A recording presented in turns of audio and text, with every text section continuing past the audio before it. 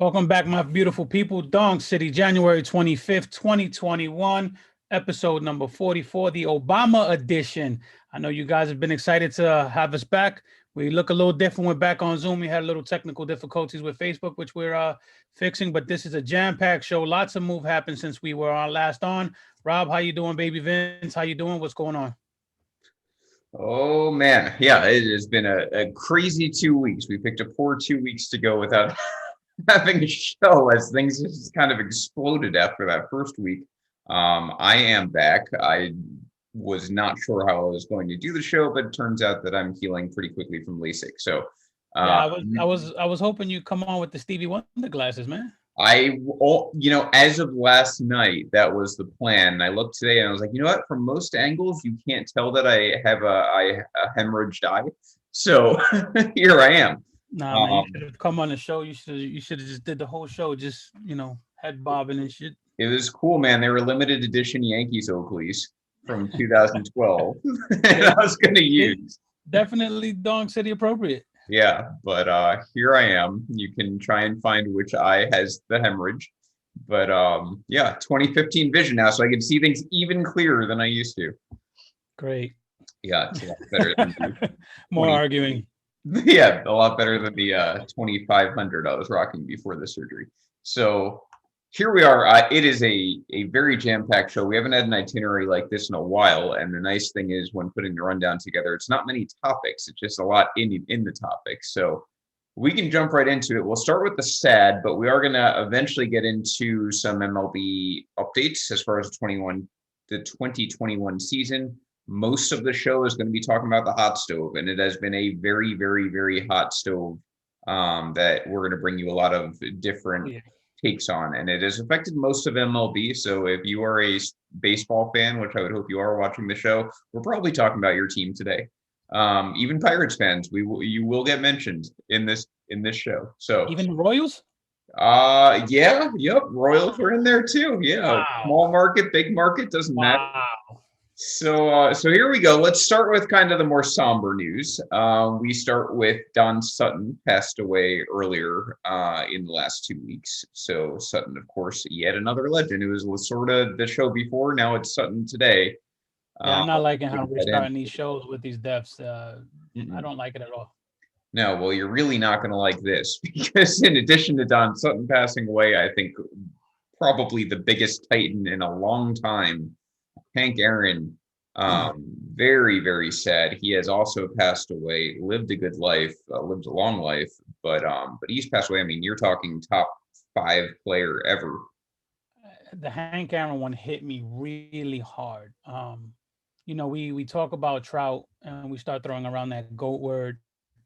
When you talk about greatest of all time, you talk about you know um, Ruth. You start talking about the absolute legends, and the one guy that could stake a real claim to the GOAT status, the challenge route, is Hank Aaron. Um, that man was just a giant on and off the field. He actually broke Babe Ruth's home run record in 1974. He ended up with 755 career home runs.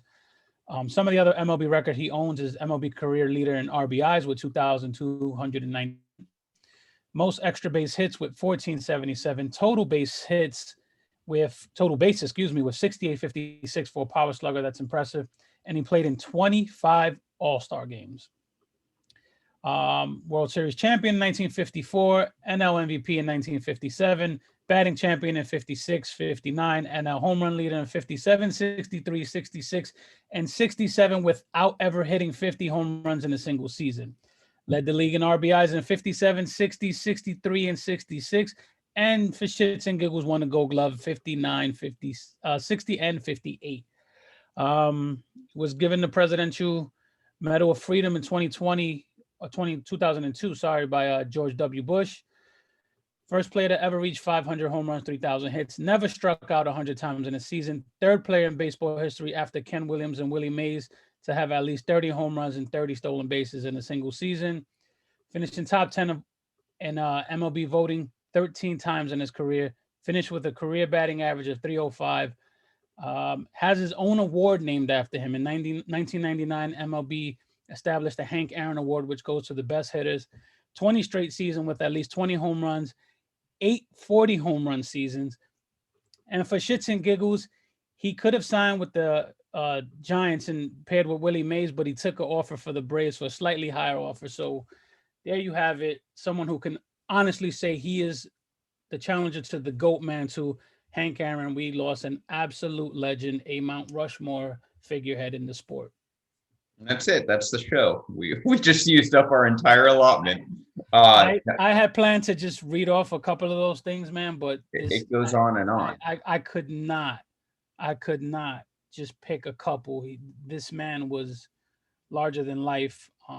What he meant to Black athletes, what he meant to everyone. He was just a giant. And this is a huge loss to not just the baseball world, but just our real life world. So yeah, absolutely. I mean, as Chris pointed out in the comments, and I was prepared to say, he did all of that while battling racism. So I mean, like serious racism. I think there was an article on The Athletic the day he passed away about how I think he had received like 2,000 letters the year he broke the all-time home run record, and most of them were not very pleasant. Yeah. Which, for the record, most people do consider him still the home run king. Yeah, and I think there's totally a very fair stake to that claim. If nothing else, just the fact you can play at that level for 25 plus years at the highest level that's offered on the planet, for what you're doing, he really just had an unbelievable career. We will never see a career like that ever again. We may see numbers similar to that one day, but we will never see a career where you can pencil this guy in for what he did every single season for how long he did it. It's just never going to happen again. The fact that he never hit 50 home runs is just mind-boggling. When you look at the total that he ended with, he never once hit 50 home runs. You look at guys that, pad their stats and they hit 50 and 60. He never hit 50. He was just ridiculous. He was Barry Bonds pre-steroids mixed with the contact of Tony Gwynn, mixed with the longevity of Derek Jeter. Like you take any combination of heroes you want and put them into one person, you get Hank. And the grace of Jackie Robinson. Yeah, absolutely. So definitely going to miss Hank Aaron.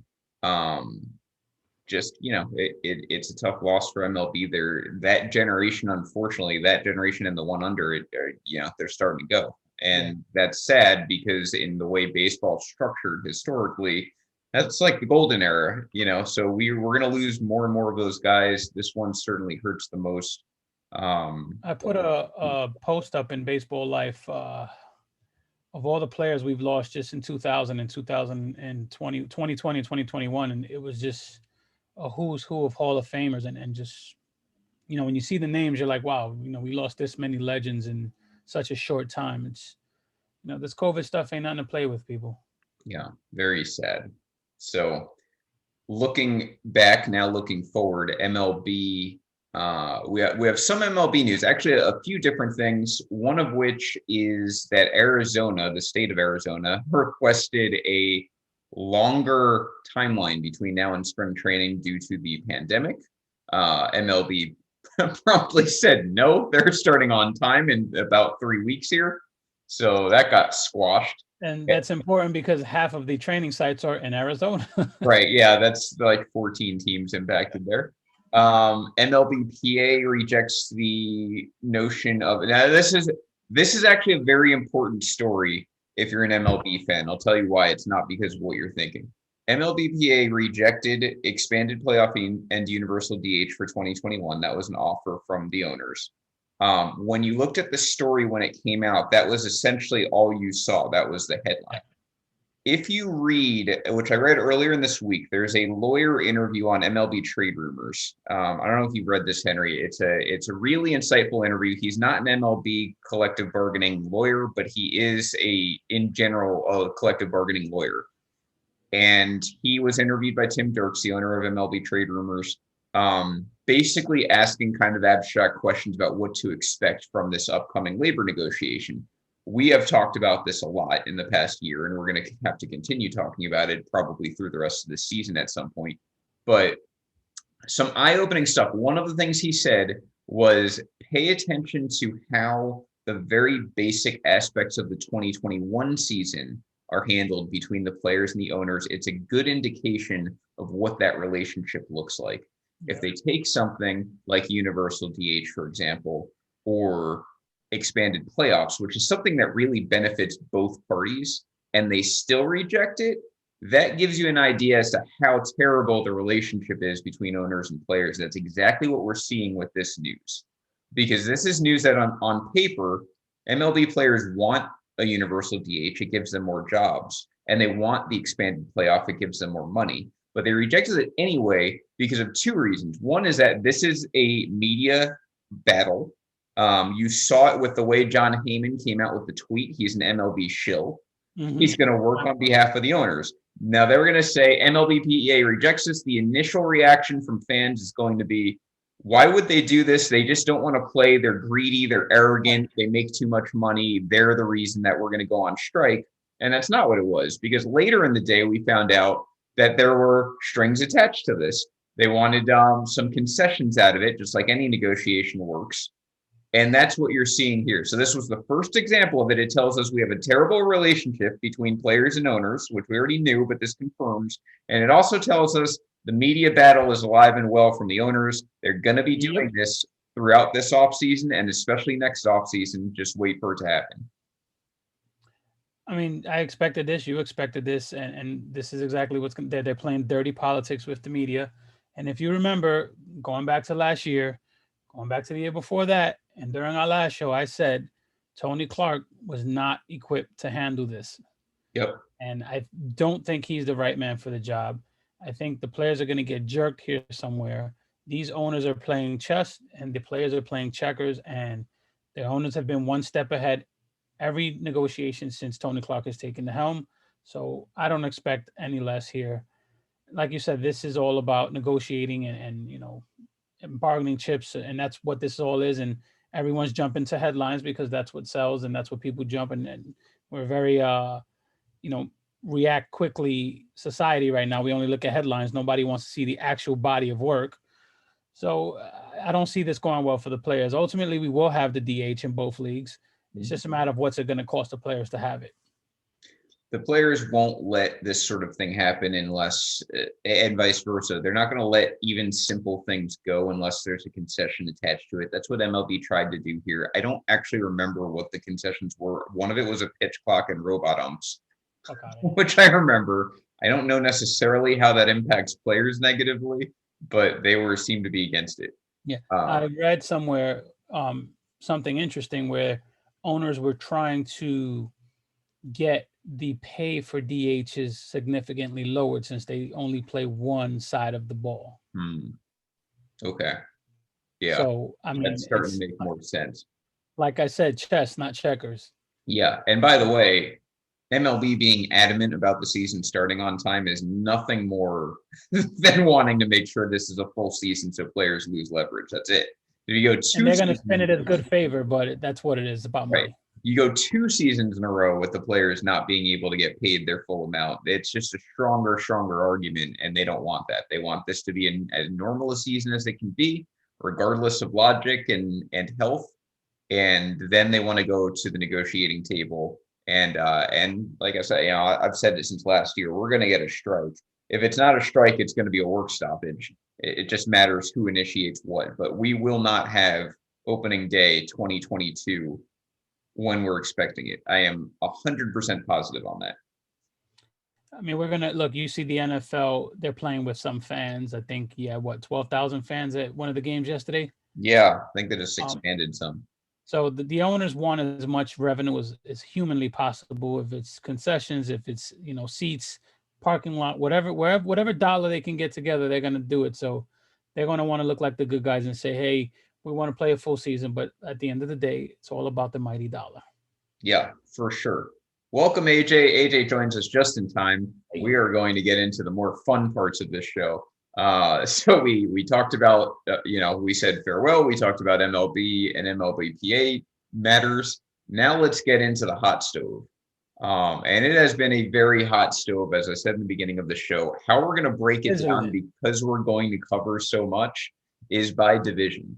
So we will start with the NL East. Now, these are just moves in the last 2 weeks. This isn't the entire offseason, but Henry and I will basically talk about the moves per team in the last 2 weeks. I broke it down mostly by major league signings. There's a couple notable minor league ones. We're just going to say how that impacts the team, maybe how it impacts the division outlook. And we start with the NL East, and we start with our new best friends, the New York Mets, who last show, it was almost entirely about them because that's when the Francisco Lindor trade had broken down. Mets back in the news. Minor deal, they gain Jose Martinez. Wait. We can't start the Mets without talking about Dick Gate. We're gonna, yeah, that's in here. Oh, look how it's worded from my rundown. We gain Jose Martinez and Joey Lucchesi. We lose Jared Porter for his dick. I actually wrote that in the rundown. Yeah. And then they also traded Endy Rodriguez. That was the prospect in the 3-team deal where they got Lucchesi. So yeah, the only thing that stands out there is Dick Gate 2021. I'm sorry. yeah. So here's the big news that I did bury. Jared Porter, their GM, much like their manager, who was manager for like 7 seconds, and Carlos Beltran before he got fired. Jared Porter's their GM. I mean, these guys just don't do background checks, I guess. Porter, dick pics, reporter. You can't do that anymore. not in 2021. So he Jared gets Porter's fired. a fan of Dong City, just saying. Yeah, as much as Dong City may make you think we support things like that, that is just not the case here.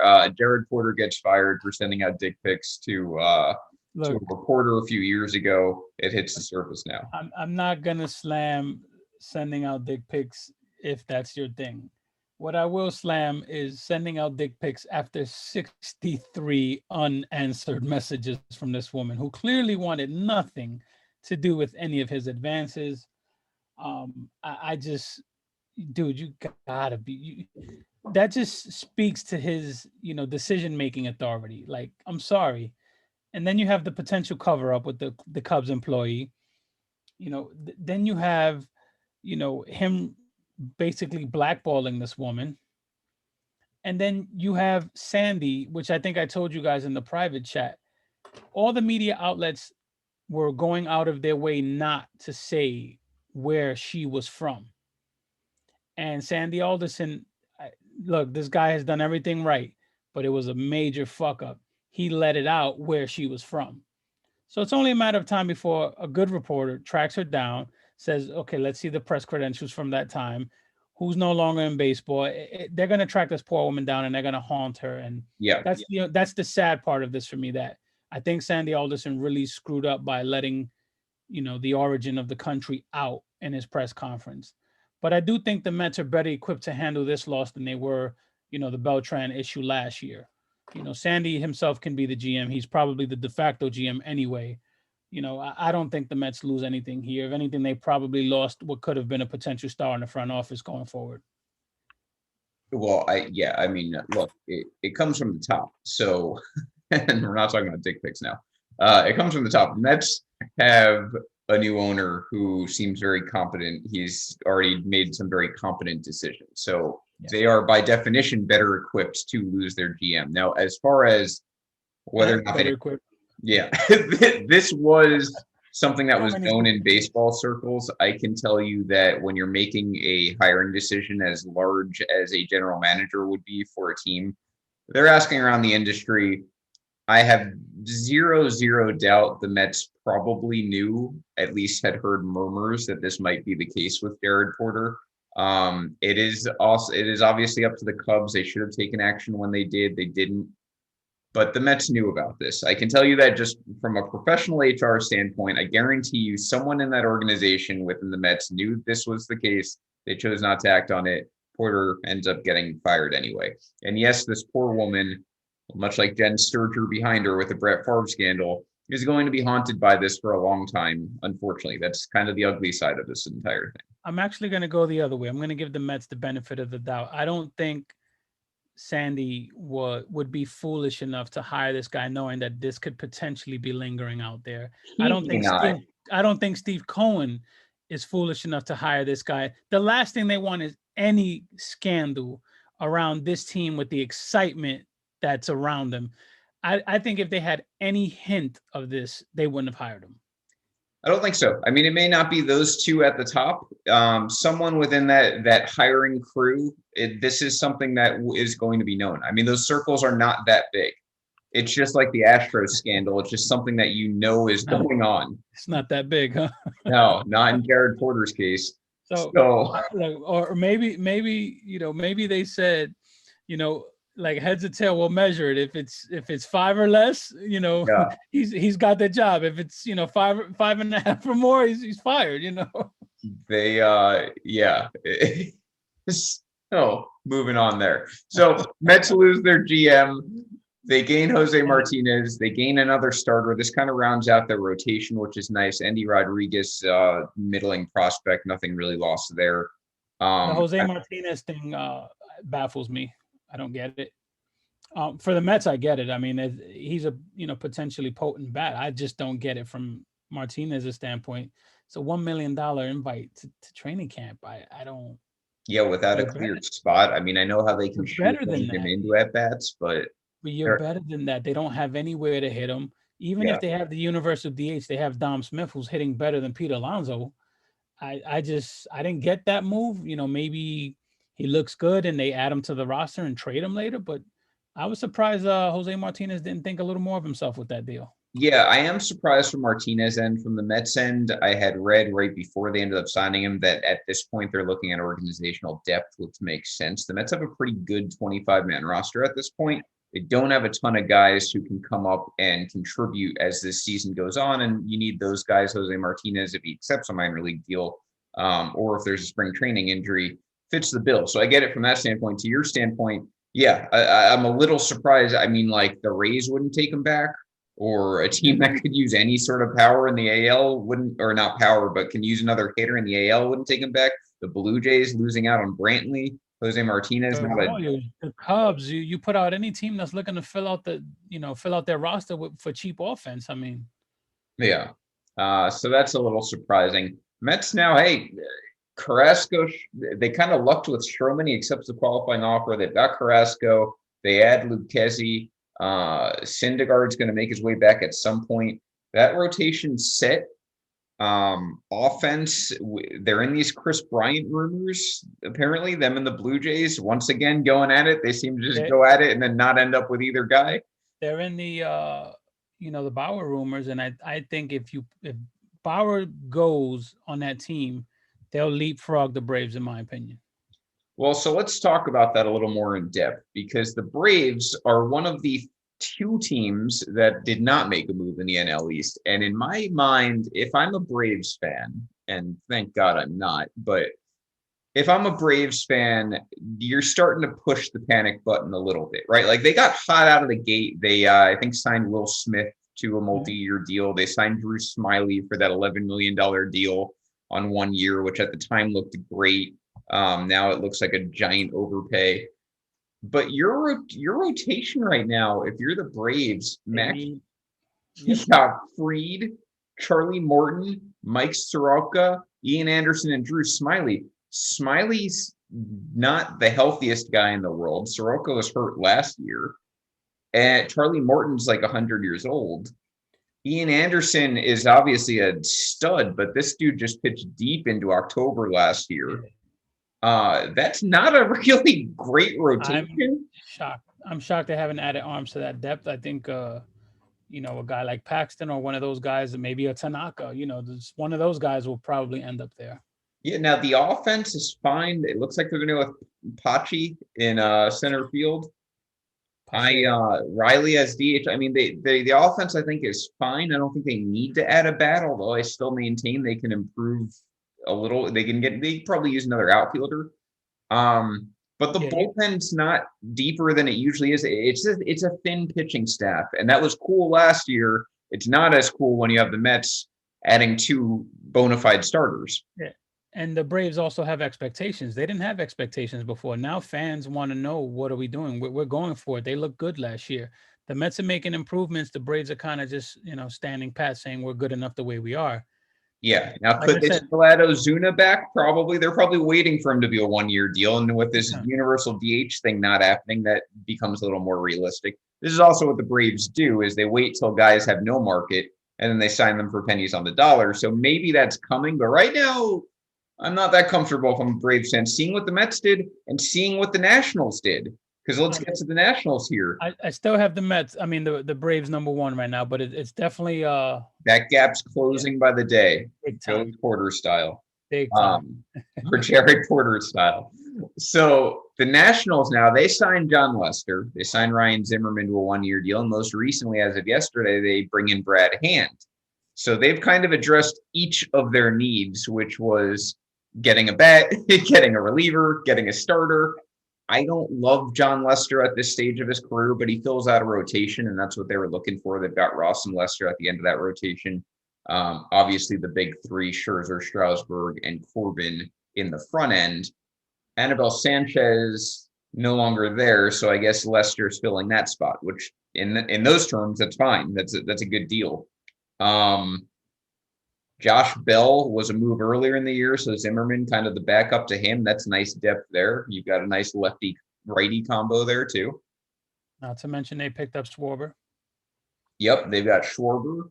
They've got Carter Kaboom. I expect to take a step forward. So I mean, the Nationals are one of those teams. Like 1 year they're not good, they don't make the playoffs. The next year they might win the division. So I'm not that low on the Nationals coming out of last year. And I think they've made enough moves here now where things get interesting. Rainey's a fireballer out of the bullpen. Daniel Hudson's back there with Will Harris. Those guys are reliable. You mentioned Schwarber. It's a pretty formidable roster if you're the Nationals. I think they're going to be in the mix with the Mets and Braves this year. Assuming Strasburg and Scherzer can stay healthy, which I've got my own thoughts on that. I think that gets riskier as the years go on, just as they get older and throw more bullets. But a big reason for 2020 for the Nats, I think, was they won the World Series the year before. They pitched deep into October. We know that almost never works out in recent memory. Nope. We're a year removed from that now. So we'll see if those guys are healthy. If they are, expected to be a 3-team race up there. And then you've got this kind of team that's in perpetual purgatory, the Phillies. They did make a move. They signed Archie Bradley. We both had Liam Hendricks in the preseason going there. Yeah. Bradley's basically the same thing, just a cheaper version. So I'm glad they made this move because I was starting to second guess if they realized that free agency actually started. Yeah, it's another team. By the way, I know that the pandemic happened, but that affects every team. The Phillies, what did they do with that Mike Trout money? Because remember when the whole thing was they're going to sign Bryce Harper and Mike Trout? Yep. And now they're just eating that money, I guess, because I don't know. Well, they lost $1 billion, remember? According to that. That's right. They are the team that lost $1 billion. No one else did, just them. You know, they gave that money to Andrew McCutchen. I mean, they didn't give it to Didi Gregorius. Yeah, like Zach Wheeler. He's the only guy I think who's been signed any sort of money, and now Bradley for like $5 million. Yeah. Phillies saving it to sign their own guys, Nola, Velasquez. They locked up Nola to like a Severino type deal. That's not big money. I mean, I guess if you combined Wheeler and Nola, you get Trout, but they were gonna have to do that anyway. Yeah. So I don't know. But Phillies to me are a clear fourth in that division right now, which is kind of sad because it's not really a bad roster. I think the NL East is just really, really good right now. Yeah, the Phillies aren't doing anything. They're just, like I said, I don't think they knew free agency was starting. They're not doing jack shit. The Mets are making moves. You know, the Nats are making little moves here and there to improve their ball club. The Braves are, you know, they were already the king of the division. And then here's the Phillies saying, oh yeah, let's play ball. I don't get it. They still need a shortstop. They still need pitching. They still need, you know, they need a lot of things. And I don't see where they're going to get it. I don't either. Yeah, not with the pieces that are left. They don't strike me as particularly deep in the farm where they're going to go trading guys to get Joe Girardi. Yeah, Girardi's got. Girardi should have took that Mets job, man. Yeah, it's looking bad now. Should have took that Mets job. Mets rising to the top in that division. So I like you. Imagine you put Girardi managing the Mets. I mean, he's got all the pieces he needs over there now. I mean, he's got a bullpen to abuse. He's got, you know, He's got everything he needs there. Girardi would have been good on the Mets. The Mets at this point are simply you need to now put up the wins, right? They're that team that's rebuilt. Yeah.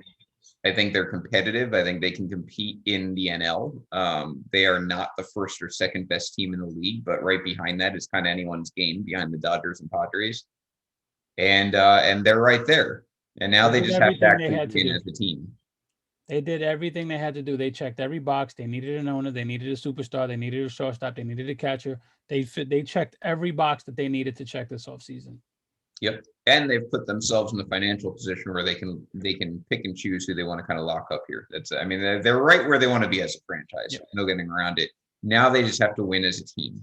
And they're one of the few teams that actually, fans can be excited surrounding their team. A lot of other teams are kind of like doom and gloom. They're pissed off. Yankee fans are pissed. They think we're penny pinching. Phillies are losing $3 billion. Everyone's pissed off. But if you're a White Sox fan, if you're a Dodgers fan, if you're a Padres fan, if you're a Mets fan, you're loving this. You're absolutely loving this. It feels like the upswing. Yeah. So speaking of things that don't feel like the upswing, let's get to the NL Central here. This is like, if the Mets are battling to go up, the NL Central is a battle to fall to the ground. We've been trashing on them here on Dong City since before the playoffs started last year. And then they promptly didn't win a single playoff series. So that's a win for me. Now let's get to the NL Central. Wait. If I'm not mistaken, did no one reach 500 in that division last year? NL Central, I think the Cubs finished above 500. Did they? Okay. Yeah, but only because they started like 16-4, and then they were below 500 the rest of the year, and it was only 60 games. So maybe by the end of that year, we might be talking the NL Central like they were the NFC East this year, and just a total pile of vomit. And this is how you know, by the way, that their offseason's vomit. In the last 2 weeks, these are the moves. Cardinals, nothing. The Reds, nothing. The Brewers, nothing. Here's your moves in the last 2 weeks if you're the NL Central. The Pirates got a slew of prospects by losing Joe Musgrove. And of those prospects, most of them are teenagers. We'll get to that when we talk about the AL East and then the negotiating skills of Ben Cherington over in Pittsburgh.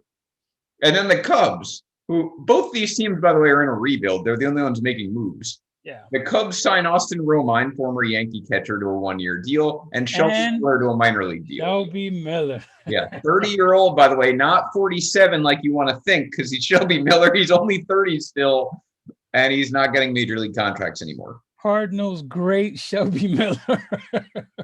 Yeah.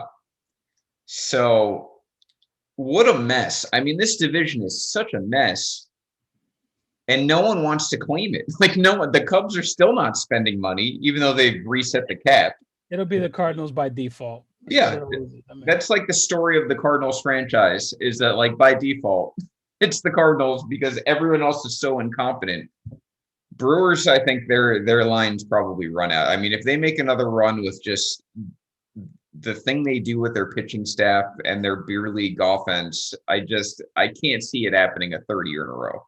Did you see Manny's comment? Manny said that Ben Roethlisberger's salary is projected to be higher than the entire Pittsburgh Pirates team payroll. Yeah. Crazy. Pathetic. It's pathetic. The Pirates are pathetic. Thank you, by the way, but the Pirates are pathetic. And I was getting a little emotional earlier in the week because I was thinking about how cool the Pirates' history is. Wait, we got some breaking news, which... if you've been listening to me, I've been saying the Mets have signed Omar Minaya to be an ambassador. Oh, here we go. I mean, look, that was a guy they should have kept to begin with. Trying to compete in that Dominican market with the Yankees. That's the only place the Yankees go is the Dominican. Listen to me. Omar Minaya can do one thing, and that's scout talent. Mm-hmm. So one particular kind, too. He's very good. Saw it now. Yeah. Just saw it. The Yankees are in trouble in the Dominican. So they might have to look into Cuba. We know it ain't Cuba. Yeah, they might have to start looking into Cuba or America.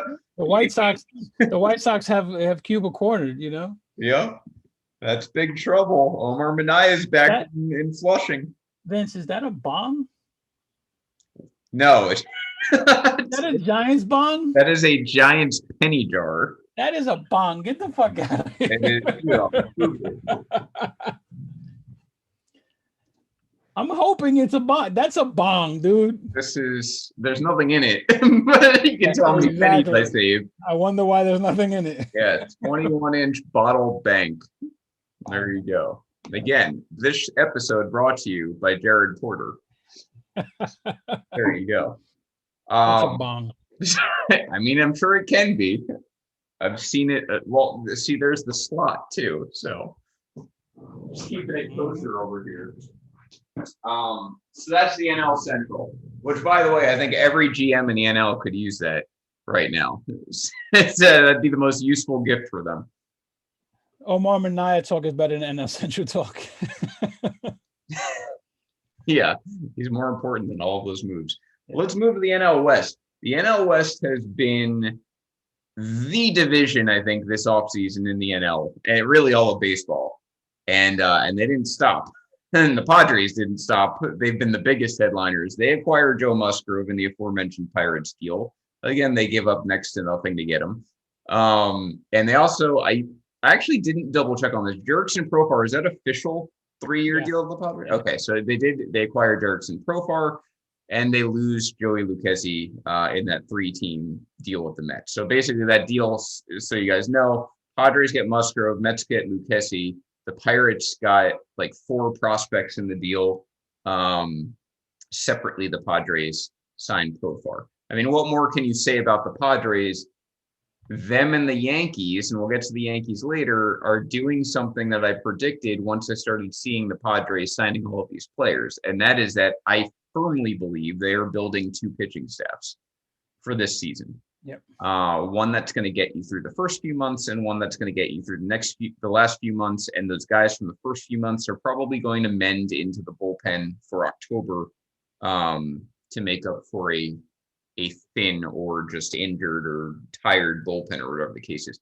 We've seen that method work, Henry, the last few years. The Dodgers used starters in their bullpen last year. The Nationals did it the year before. The Red Sox did it the year before that. I mean, this is the new thing. And I think that the Padres know, like every other team should know, no one's hitting their inning limits this year because we didn't have a season last year except for 60 games. So you need those 8, 9, 10 starters now more than ever. And I think the Padres know that. And at this point, they're just stockpiling arms. I also think we're going to end up saying, I think the future of baseball is 6-man rotations. I think that will be the absolute future of baseball. It's not going to be the let me get you through my rotation twice guy and then stack the bullpen. I think you're going to ultimately start seeing 6-man rotations throughout the game. I like that theory. And I also, my theory has always been that I think you'll see 3-man rotations. What I mean is not that they're going to pitch every 3 days. It's that you're going to see like 3 sets of 4 pitchers kind of in like a unit, kind of like Aaron Boone does, where he has like his A squad and his B squad. You're going to have an ABC squad. And those are going to be the arms available each night on their designated days. But some variation of it. It could be that. It could be 6-man rotations. You're just going to see a world in the future where no one's going more than 3 to 4 innings, regardless. Like your ace is going to be the guy that can get through a lineup a second time, not the guy that can get through the lineup the 3rd or 4th time, which is the standard now. And really, the 4th time is not the standard now either, and it's usually not the 3rd either. But yeah, I totally agree with you. I think that's the slow evolution you're seeing. The Dodgers kind of kickstarting that. And now the Padres have Darvish and Snell and Lamed and Paddock and Musgrove. They got everybody. Yeah, that list just keeps going. I mean, the Padres are ready to go. You know, is it enough to overcome the Dodgers? We'll find out. But they've done everything that they can possibly do to try. That's all you ask for. And Dodgers no moves the last 2 weeks. They don't have a whole lot they need to do, but the Giants are in the news. San Francisco Giants signing Alex Wood to a 1-year deal. That was the guy I thought would be James Paxton. I didn't first predict Paxton there, but kind of as time evolved and I saw what the market looked like, I thought Paxton would be a good fit in San Francisco. I like the good deal for both of them. Yeah, I mean, it could still happen, but Alex Wood was that hole that got filled. So Wood, a 1-year deal with the Giants. They're not going anywhere, but it's nice to eat some innings in a year where you don't want to touch. Giants have a decent farm system forming there. Wood kind of gonna eat some innings, nothing more there. Diamondbacks signed Chris Stavensky to a minor league deal. The only reason I highlighted this is how fast has that man's career fallen. Yeah, I don't get that deal. I don't like it, but I like to make fun of him. So Chris Stavensky in 2017, you remember when him and Chad Green, I think they both broke out the same year out of the bullpen. They were like that multi-inning, like God reliever. Yep. Green's still there. He's had a rough year here and there, but Stavensky signing a minor league deal. I mean, that was only 4 years ago. Shows you the volatile aspect of relievers. But man, that took me for a loop that he can't even get a major league deal this winter. A lot of people are doing that. Like I said, it goes back to the Jose Martinez. There's a few people who've taken deals where they're not even guaranteed roster spots. They're just spring training invitees. Yeah. Yeah. Teams are capitalizing on the players' nervousness, guys in their, late 30s or so. So yeah. So those are your NL updates. We move over to the AL here. AL West we'll start with, staying over in the West. Wait. Yeah. They finally signed the pitcher. They got a pitcher. The rally monkey's off the backs if you're the Angels signed the pitcher, Vince. Who did they sign? Jose Quintana, which, by the way, the best part about this signing for me is that what's up, Rob? You want to say something? I can feel a pronunciation lesson coming from Henry right now. Quintana. Yeah, Jose Quintana. What cracks me up about this deal is he is the poster boy to me of when everything started going wrong for the Cubs. Yeah. Like when they made that trade, I was like, you're going in warp speed way too fast if you're the Cubs. You just won the World Series. You don't need to go all in with the rest of your farm system in 2017. You have enough talent there to compete. Be financially responsible, keep the pipeline going because you have a great farm system. And Quintana was the start of them doing the exact opposite and just getting like 2 or 3 more players and riding it out. And we saw what happened. It's exactly what I thought would happen. Cubs fans still don't think it happened. Whatever. Angels now sign him. And this is like, again, exactly what they don't need. It's to sign him. I mean, they signed a starter, God bless him. And he'll eat some innings. And I'm sure, he won't be abysmal. But the Angels have needed a front end guy for years, and this is needed a front end guy, a middle guy. They needed a back end guy. Let me tell you this story because this is how I found out about the Jose Quintana deal. I got in my car at the garage at work, right? I put my phone mount on the phone, and I see the alert from the Athletic. Angel signs starting pitcher, but it didn't fill up the screen, so you have to go. I was like, oh shit, they finally made a move. I swipe up, phone unlocks. I see Jose Quintana. I could not stop laughing for like 2 fucking minutes. It's so classic. Like, that's who they signed? Yeah. And it makes me kind of shit on the Kurt Suzuki signing. I love Kurt Suzuki. I think he's one of the most underrated for what he is catchers in baseball. But it's just like they went to the bargain bin and like, what are you if you're the Angels? Like Suzuki and Quintana are not going to be there when they're good again. And it kills me because that offense is deadly. It's not even good. It's deadly. Right. And it's Trout's prime. You've got like the pieces are there. Rendon. To build around it. Yeah. You signed Rendon to all this money. Ohtani, you presume, is at least going to be healthy as a hitter or a pitcher. Give Pujols something to retire, man. Just give him something. Pujols and Upton's salaries are coming up in the next year or two. So it's not, it's not like you can't make long-term investments. And Trevor Bauer continues to sit out there. That was my prediction, but they're not making me look good here. Mm-hmm. Not yet. Just wait. So my prediction comes right with Bauer. The Dodgers sign him as a big FU to the Padres to end the winter because I still think that's coming. But anyway, so Quintana and Suzuki to the Angels. Hey, they're on the board. There were 14 teams that didn't make our list. So at least in the last 2 weeks, they're on the board. It's just I don't understand what that franchise is about or what they're doing. And then the Astros, ship slowly sinking, but they wanted Michael Brantley to be a part of it. Hey, God bless the Astros for this. They took Brantley away from the Blue Jays. Makes the Blue Jays not as good as people thought they would be. Brantley goes there 2 years, $32 million. I hate this deal even more after today. Why is that? Because The of the Yankees, Gardner rumors. yeah. Yeah. We'll The get Yankees to freed how up the long that- capital to get him if they wanted him. Right. Brantley fits a need in New York. The 232. We'll talk about that in a second. But yeah, so the Astros go and they bring Brantley back. That offense should still be potent. We saw what it could do in the playoffs last year. They lose Springer, but they keep Brantley. And then they also signed Jason Castro, which fine, whatever. Problem with the Astros is I've always liked Jason Castro. What's that? I've always liked Jason Castro. Yeah, I don't mind him He's always either. one of the most underrated catchers around. He fits into that Kurt Suzuki mold. These are guys who get the job done and they never get credit for it. The Astros problem is going to be their pitching, unless guys like Valdez can just take like 3 steps forward.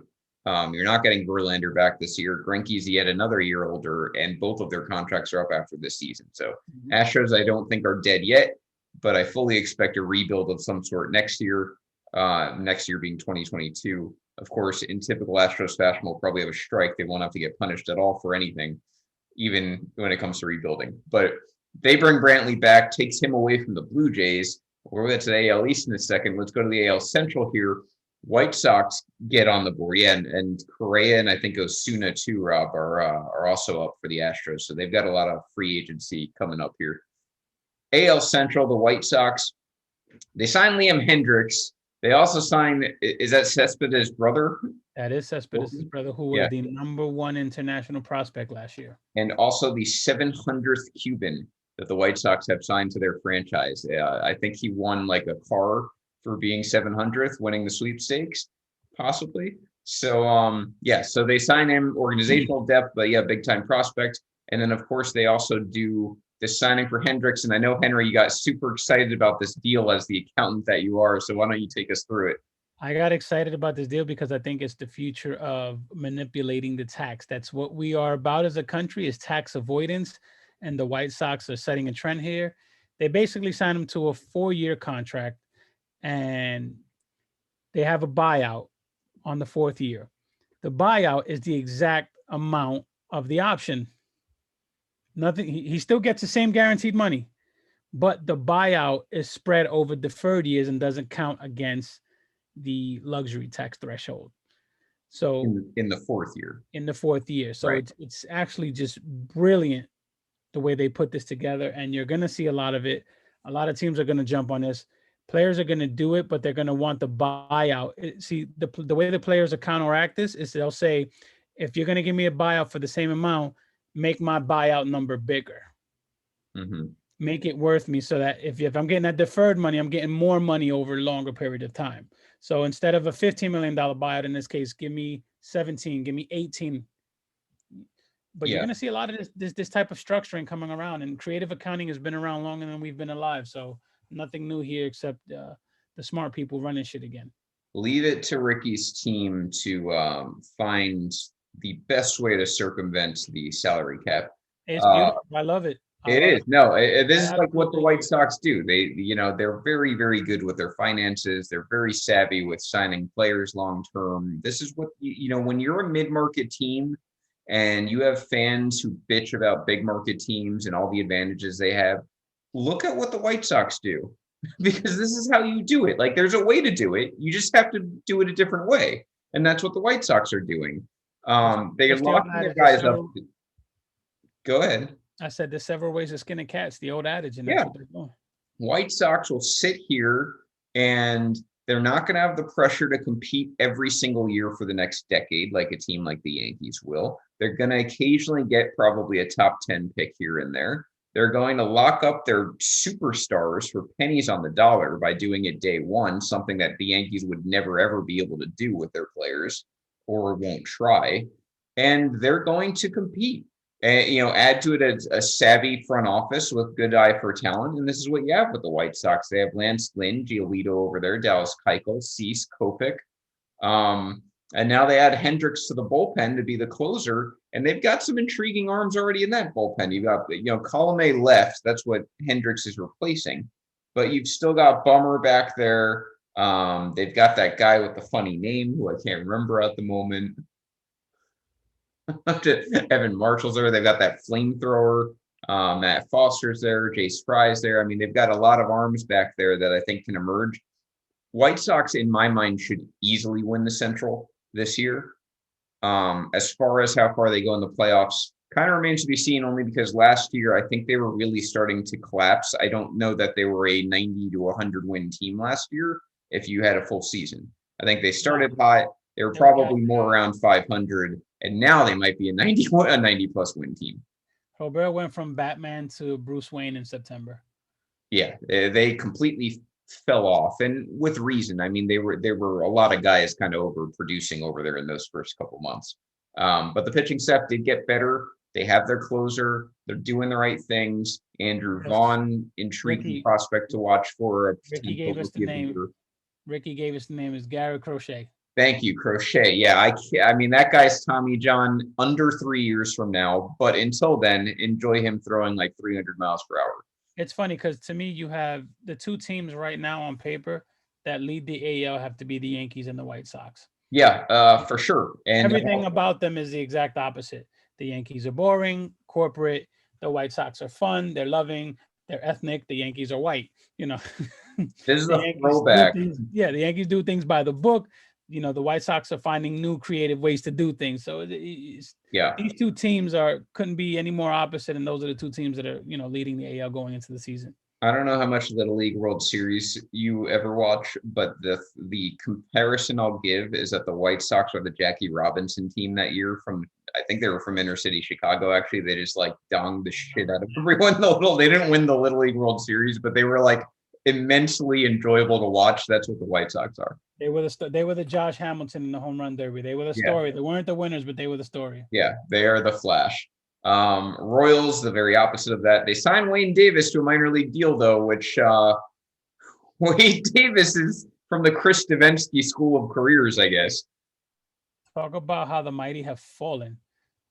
So Hendricks deal actually breaks Wade Davis's AAV record for relief pitchers, and Wade Davis signs a minor league deal. Go figure that one out. With the Royals.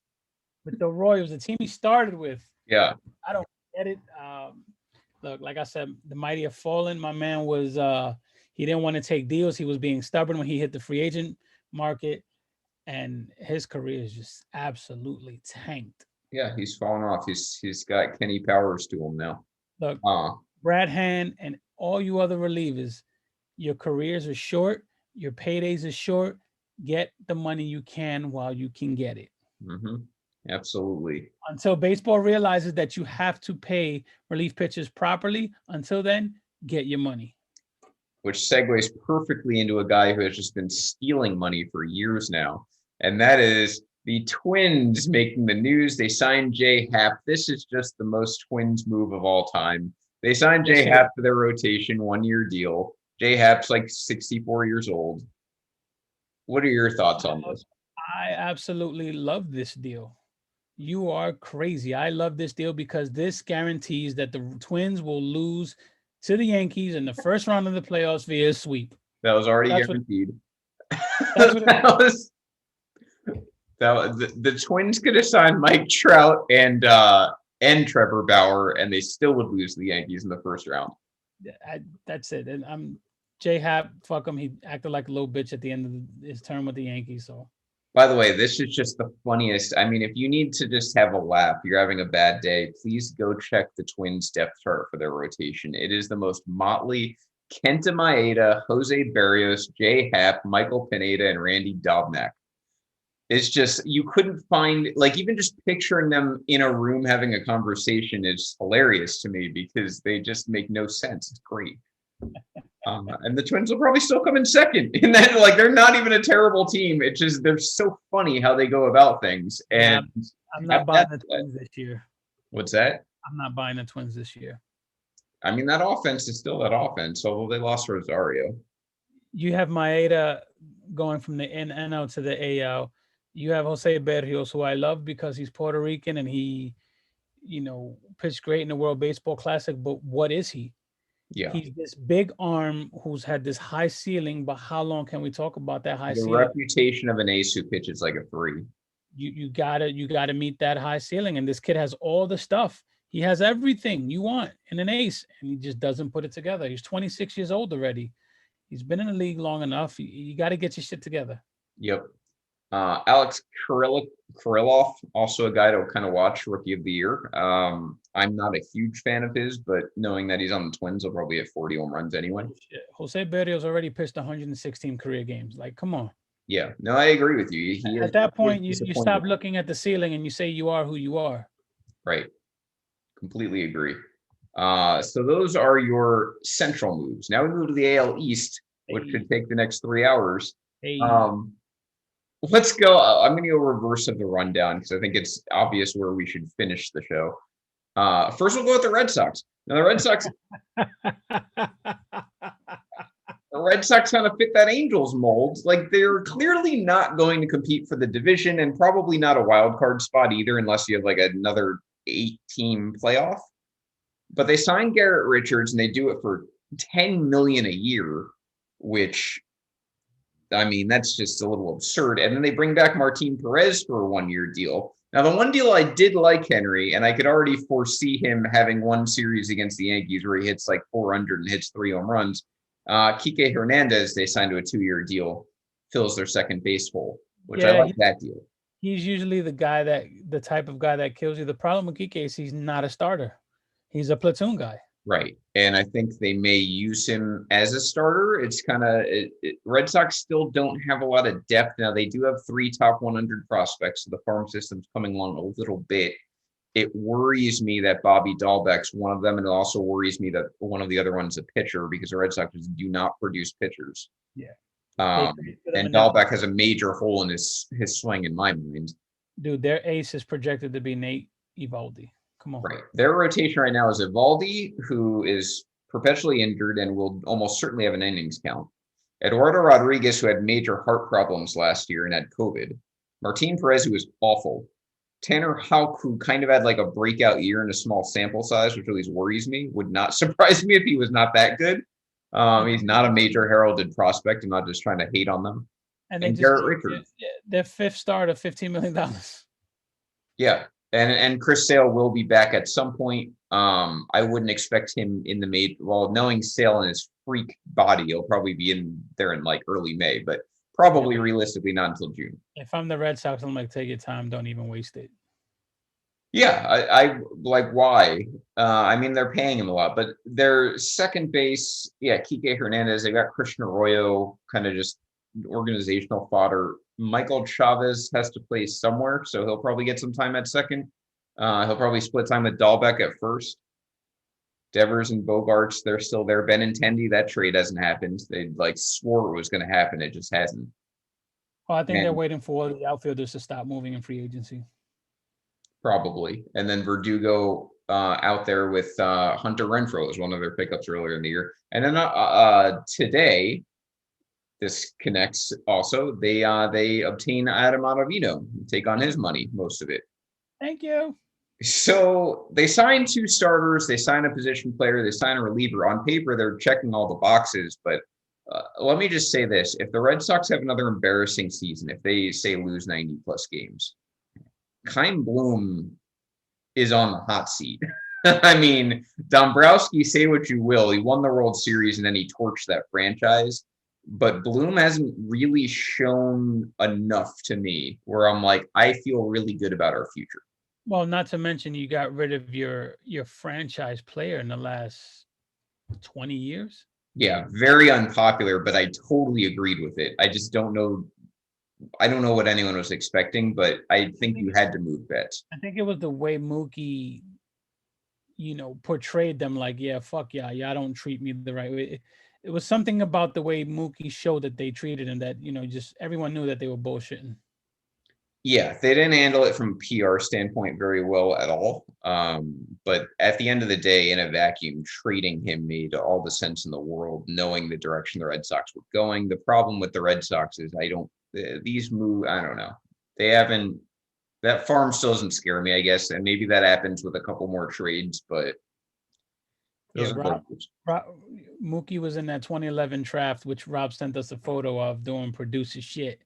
And that 2011 MLB draft, Joe, just to name a few players in that draft that got drafted: Garrett Cole, Bauer, Rendon, Lindor, Bias, Springer, Jose Fernandez, Sonny Gray, Joe Panic, Milton Bradley Jr. Jesus Christ, there's a name. Michael Fulmer, Trevor Story, Blake Snell, Josh Bell, Vogelbach, McCann, Betts, Trinan, LaStella, and Davinsky, all in that 2011 draft.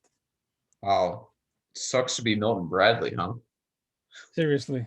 My goodness. But anyway, so those are their moves. It fills out the paper. The Blue Jays, they signed George Springer, 31-year-old George Springer, 6 years, 150 million. That he's on a different list, and it's not a very favorable one, of players who signed for, I think, over 100 million after the age of 31. Almost none of them actually pan out well.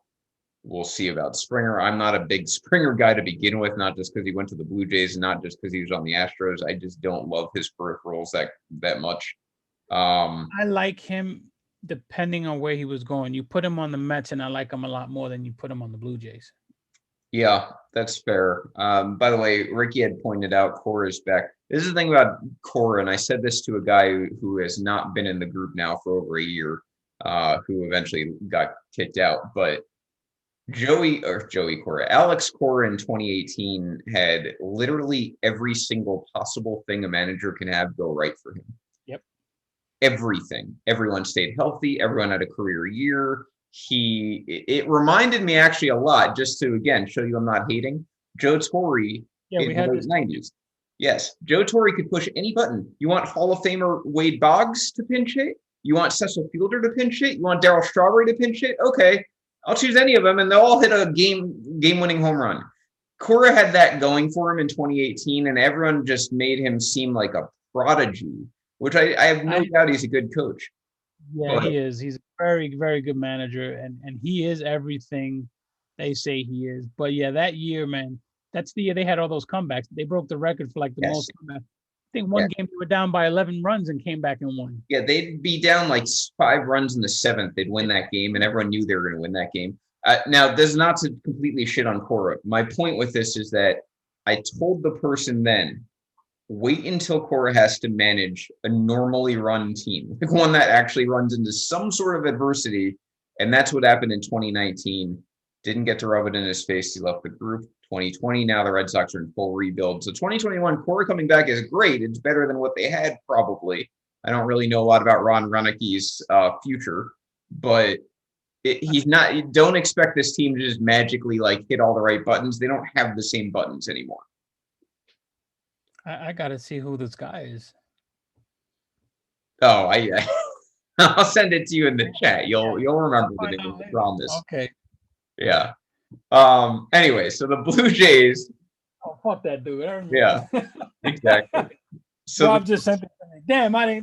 Damn, you're right. He's not around to rub this shit in his face. No, but I was 100% on that.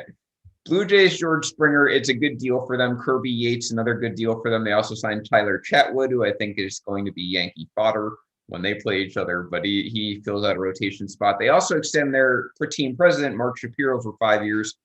Well-deserved, I think. I mean, the Blue Jays rebuild is going really well. I just pumped the brakes at the point of they're going to replace the Yankees or Rays as division winners. I don't think they're quite there yet. And this is another example of a team like the White Sox, where if you look at how they were finishing the season, Blue Jays are probably more like a 75 to 78 win team last year, dressed up as a playoff team because of the expanded playoff. Do the Blue Jays have a home? No. They're still not playing in Toronto, right? They're in Buffalo, as far as I know, but possibly in Dunedin, where they have spring training in Florida. Yeah. So the Jays, to me, this is, again, it's hard with the pandemic because you have different expectations. But to me, they were like a maybe 78 win team. Now they're like an 87 win team. I think they're going to probably finish third and give a run for their money for second. Whether second's the Yankees or Rays, we'll have that debate as we head into spring training here. But let's get to the Yankees, and we'll make their pitch for them here.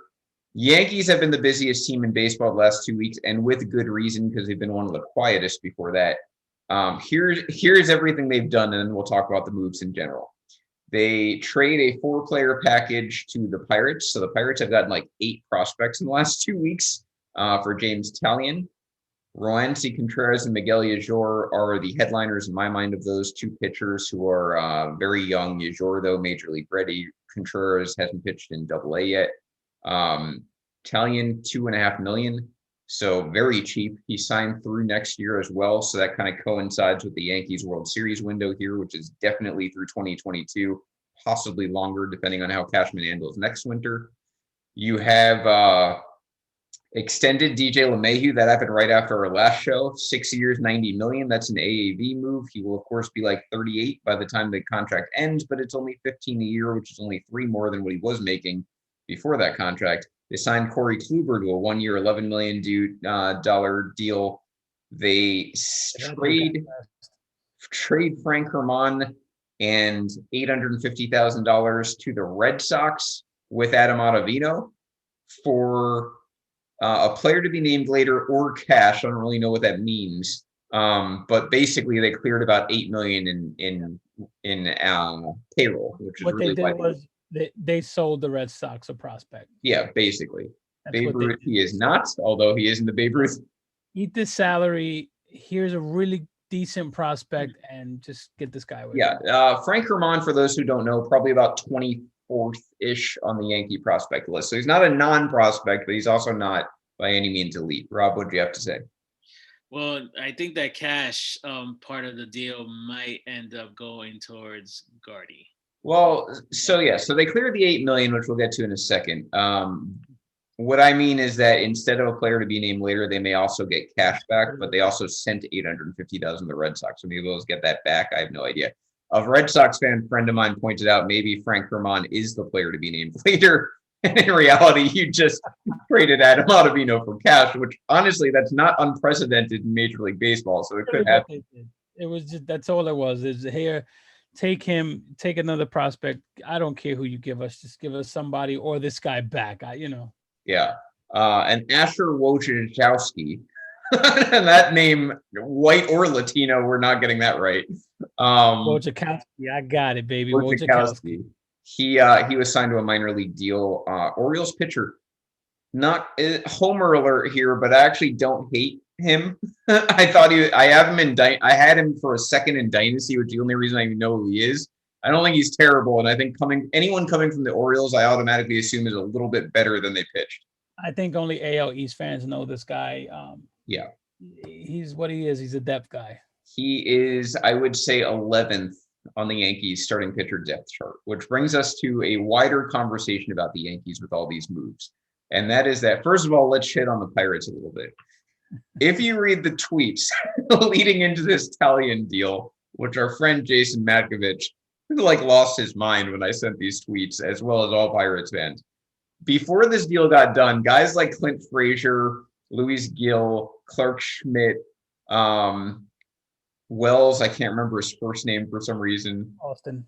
Yeah, thank you. Austin Wells. It's not Vernon. Austin Wells, Anthony Siegler, Miguel Andujar. Literally all of those people I just named were mentioned in this deal that was going to get Talion.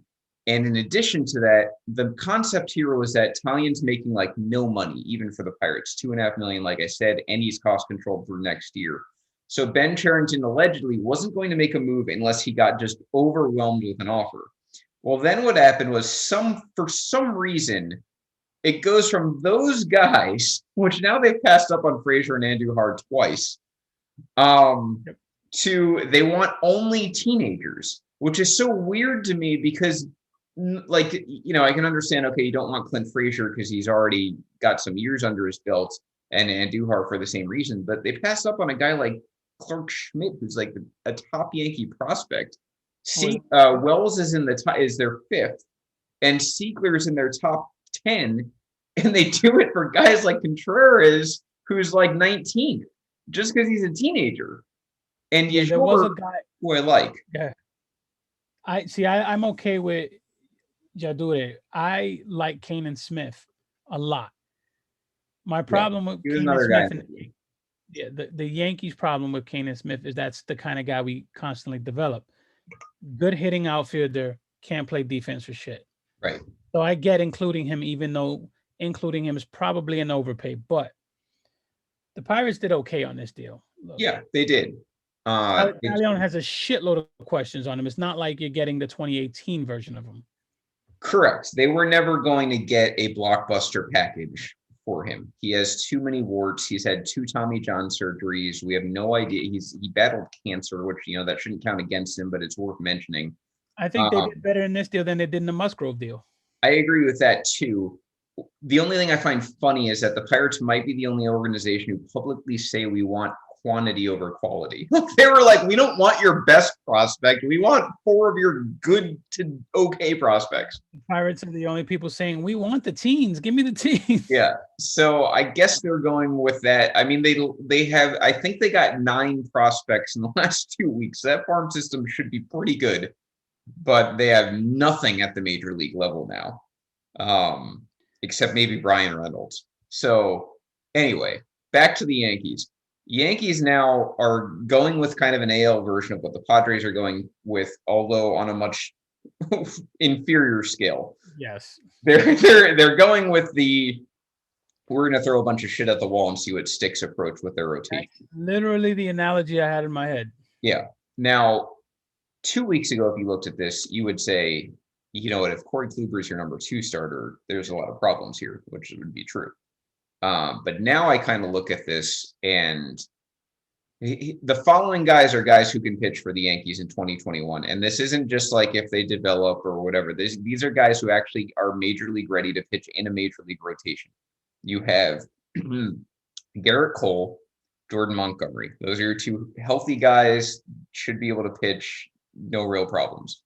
Then you get into Davy Garcia, who finished last year, again, should be healthy, probably on an innings limit. Then you get into the 2 guys coming back from injury, Luis Severino and Domingo Germán. They have their own question marks. Severino coming off Tommy John. Germán hasn't pitched in like 2 years. He was terrible in the winter leagues. We have no idea what he is. Brutal. And then you've got then you have Talion and Kluber. Those are the 2 new additions, guys who, again, have question marks. Kluber hasn't pitched in like 2 years. Talion hasn't pitched in over a year. Yep. And then you have this Wojciechowski guy, and Chassin, who we signed earlier. So those are 2 guys who are like basically minor league depth.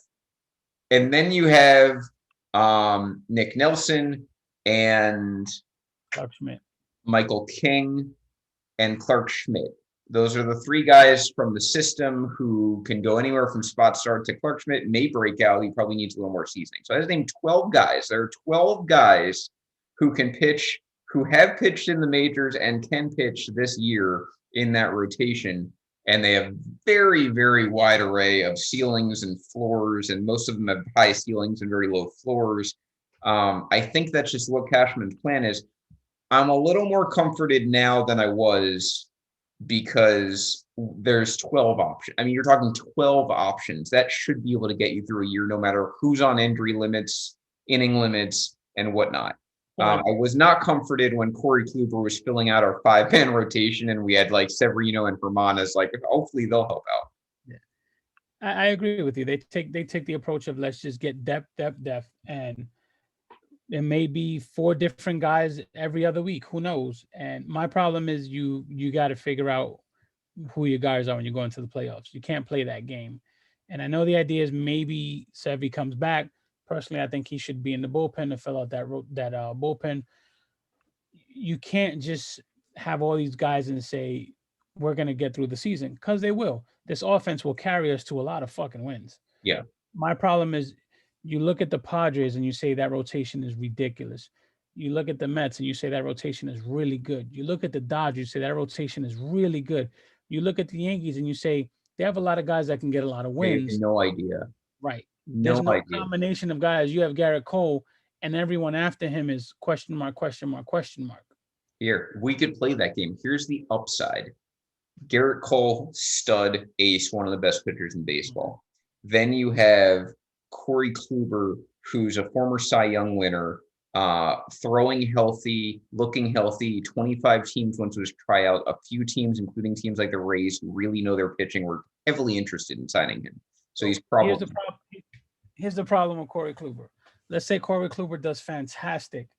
In New York, nobody gives a shit about the regular season.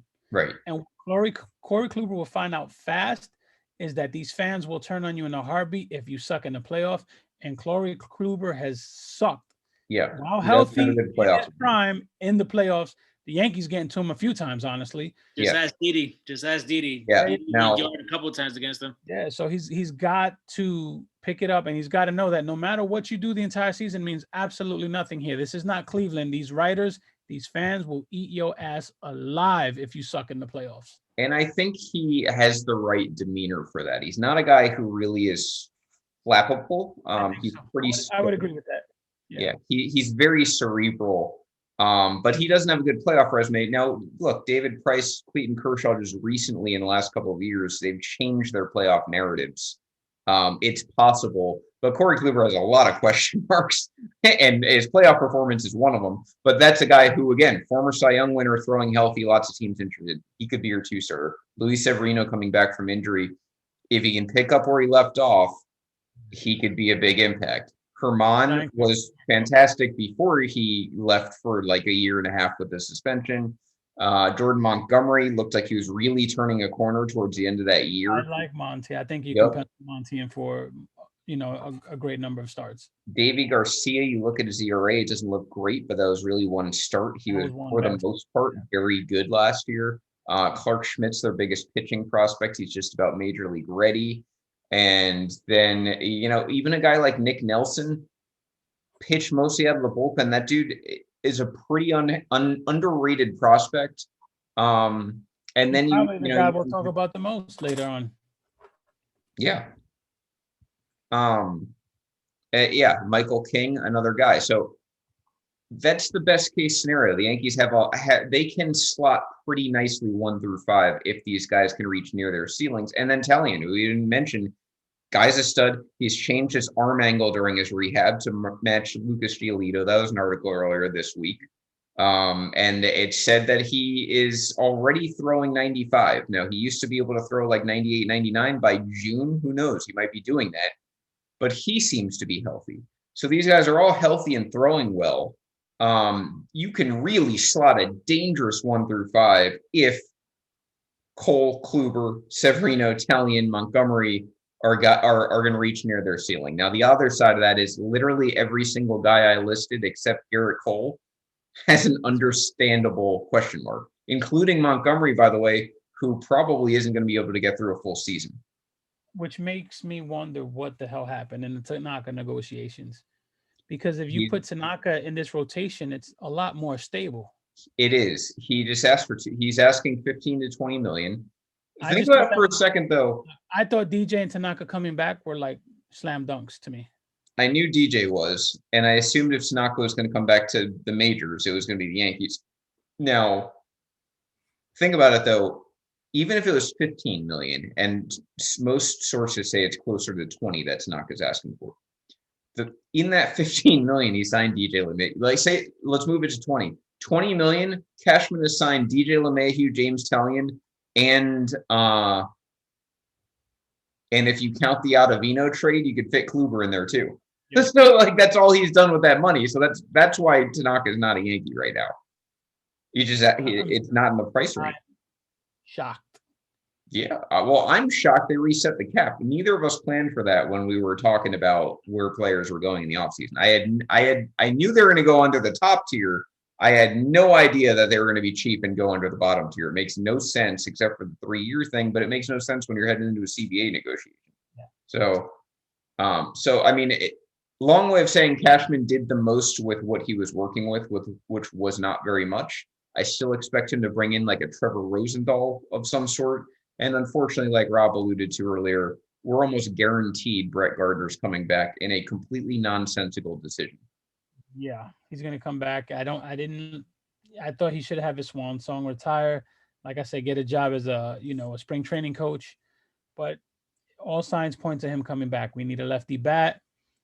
We don't need an outfielder, but we could use one. I mean, in I'd my rather mind, not. Tachman fits that platoon perfectly fine. There's no reason he's not the fourth outfielder who occasionally plays left.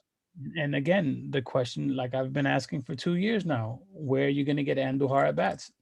Right, and that's the other thing. I mean, the experiment with Andujar at first and left field was about 4 minutes. Yeah. I don't know how you can possibly form any sort of conclusion on that quickly. I equate the way the Yankees are handling Miguel Andujar with the same way they handle Jobber Chamberlain. I think the Yankees have completely botched this kid.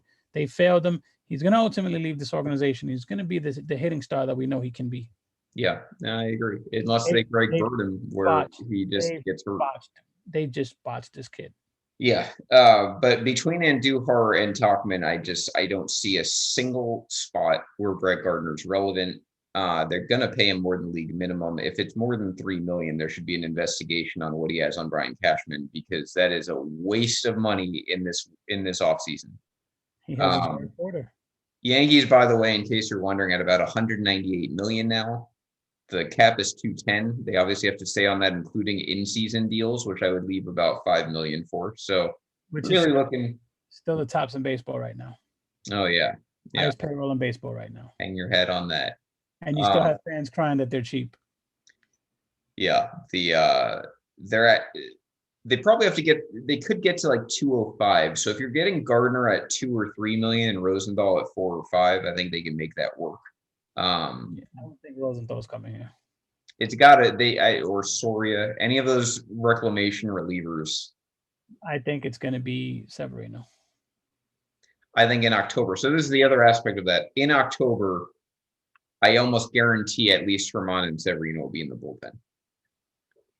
Yankees are going to finally cross that bridge where they're going to have like 2 or 3 of their starters in that bullpen. That's why they signed 12 guys. The rest of them are going to get through the rotation, and it's going to be mutually beneficial because they're going to have innings caps anyway. It would not surprise me if Severino comes back, they start him slow, stays in a rotation, does amazing, and they say, you know what, this kid is doing good. He's progressing. Don't fuck with it, and he spends the rest of the season in the bullpen only for the season. Yeah, August. It'll be right around the time Clark Schmidt's ready to. That'll be Cashman's his favorite line. We're gonna have somebody healthy coming back, and that's our trade. Yeah, right around the deadline, they'll probably move him, and I think either Herman or whoever you want to substitute in there. And they're gonna go with that because I think Cashman looks at these past seasons. Adam Ottavino being a great example. Relievers just sometimes aren't there for you in October. Ottavino wasn't there either October he was here. That's a big reason that I think a lot of people wanted him gone. And now you're just going to have to plug some starters in. But the biggest thing, and it's not just the rotation, it's the entire team. This is the first official full year of the new training and medical staff. And they can make the biggest difference to this team because if the Yankees have Aaron Judge and Giancarlo Stanton and any of those guys for most of the season, all of the season, they're a completely different team. Then in my mind, they are the juggernauts of the AL, and they will run through the AL East because the Rays don't have that upside, losing 2 of their 3 best starters, and the Jays don't have that pitching staff. If the Yankees stay, we'll say it every year. I mean, there's no guarantee it's going to happen at all. But if they can actually turn a corner as far as their health goes, and those guys can stay healthy, that's the biggest difference. And it always will be the biggest difference to the sport. Plug and play that sentence in 2019, in 2020, in 2021. Absolutely. It's still a factor. There's absolutely no guarantee it's going to happen. Absolutely. And this isn't like saying it for every team, because I've seen that sometimes. Well, like, if any team stays healthy, they're good. No, the Yankees are cataclysmically different when it comes to injuries. They've had devastating injuries for 2 years, and it's been out of nowhere to guys in their prime. It's not like these are broken down guys who have injury-prone backgrounds. So we'll see. But we will be back with you. We're going to have to really play this by ear for next week because if we have another week like this, we may have to be back next week with more deals. Yeah. But so far 2 weeks, but we'll see. Yeah, definitely 2 weeks, possibly next week. We'll see how it goes. 2 weeks from now, we will be celebrating football season being over. So that should bring some fans back, which will be nice. And so we'll be back in 2 weeks at least. Crown the Chiefs, give them their back-to-back. Yeah, for sure. Yeah, stop that, Rob. Chiefs are winning the Super. I don't care what Brady magic anyone wants to say.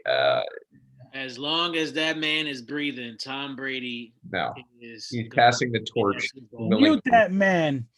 I'm telling you, man. This is the pass the torch game. Yeah, I agree. So if you want more information on that, listen to the Audible tomorrow night, 8 p.m. 7 p.m. Sorry, Eastern time. Take it easy on my boy Josh Smith tomorrow, please. Yep, they're gonna The offensive line did him no justice. They're gonna kill Josh Allen. Randy Hammond and Matt Bushnell are gonna kill Josh Allen on this show. Did I say Josh Smith? Look at that. 7 p.m. tomorrow. We've got the Step Back Wednesday, 7 p.m. We'll be back, like I said, definitely 2 weeks, possibly next week. We'll see how the week goes. And that's it. That was a lot to get through. This has been Dong City. Everyone have a great night. Thank you guys. Dong City bitches.